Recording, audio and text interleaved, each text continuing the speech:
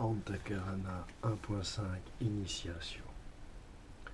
Tout, rien, rien, tout. Rien ne saurait être dissous sinon le tout, certes. Multiplicité divine noire et or, naissant d'une même fleur, d'une même tige, d'un même tronc. Simplicité ultime. Si l'auteur nomme les multiples degrés de la vie consciente, fleur, tige ou tronc, cela n'est encore qu'une façon à dessein fusionnel de nommer l'immensité qui nous habite, nous entoure. À tour particulier pour particules fous.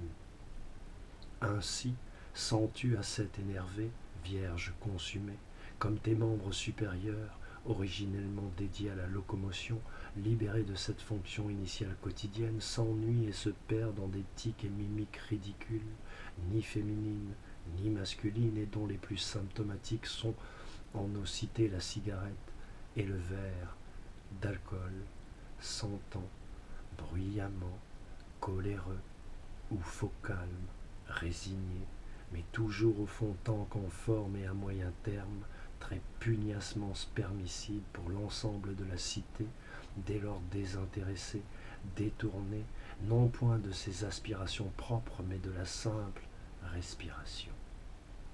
L'inspiration en soi, certes. Ô lutin désarmé, refonte élitiste, ô semnopithèque usé, sens-tu, pressens-tu, perçois-tu le sens profond parfait des mécaniques spirituelles quantiques dont tu es, nous sommes, le centre et l'objet, l'univers? Comprends-tu ce que cela implique, soi et lumière? D'antiques rumeurs prétendent qu'à l'intérieur de la pyramide de Khéops se trouve inscrit en un endroit secret à cette heure encore ignorée de tous, la formule de l'électricité ainsi que celle de la désintégration de la matière. Le secret de toute vie. Toi, qui dégorge de lumière comme le cactus regorge d'eau.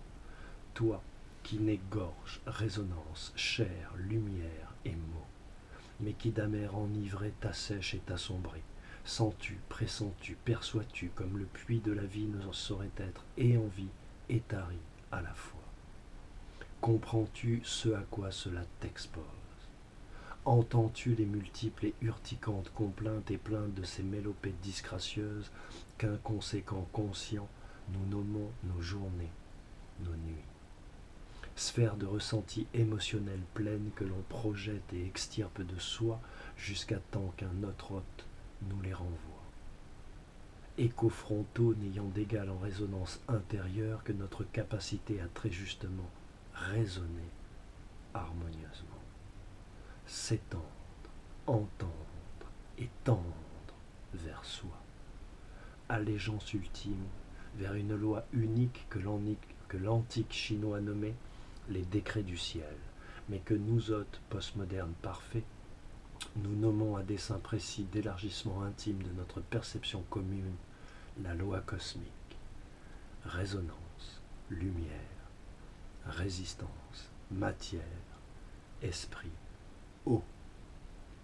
Sache, simple vallée, que s'écarter de la nature, de la destinée, l'héritage généalogique fonctionnel n'est que folie, arrogance, vanité.